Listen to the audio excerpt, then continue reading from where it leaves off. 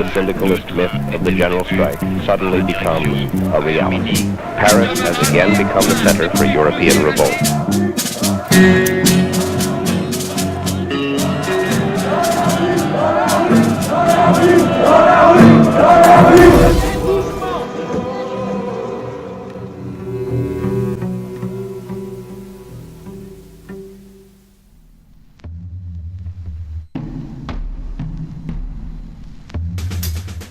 As in the early 19th century, unrest begins in urban centers of culture.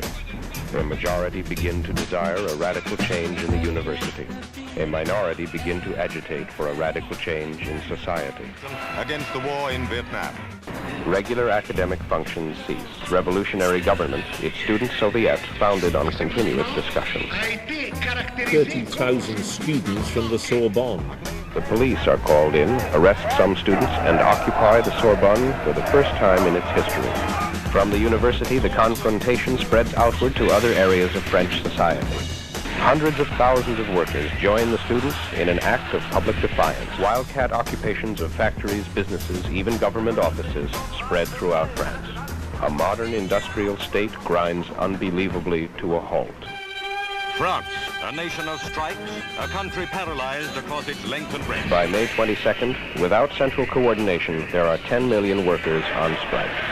The two goals are finally fused by a common foe, the authoritarian Gaullist regime.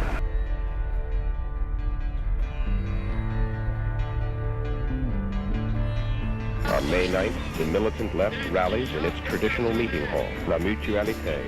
Radical students from France are joined by representatives of Italy, Germany, Belgium, and Spain to solidify the movement and sustain its momentum.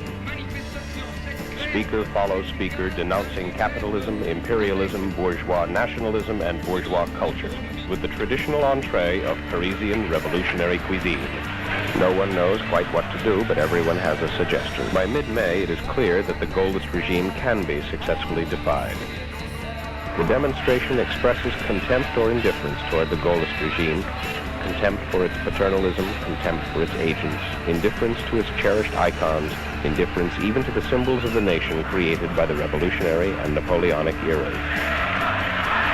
The red flag of socialism, the black flag of anarchism, the clenched fist raised high, the hymn of the proletariat, the International.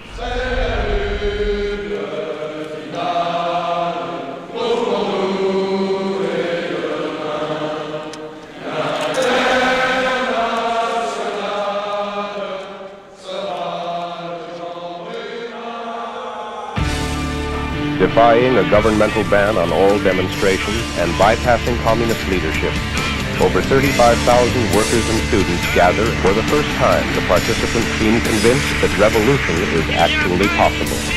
Openly insurrectional slogans are shouted as France wonders if the government will simply disintegrate through its inability to restore normal living and working conditions.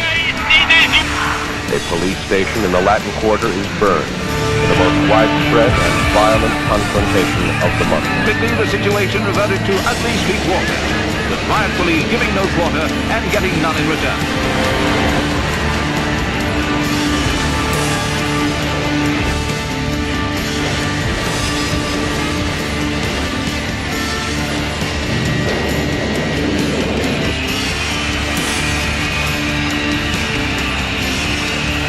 The collapse of traditional authority is total. The police are withdrawn from the Latin Quarter and the students take charge both of the university and of the surrounding streets.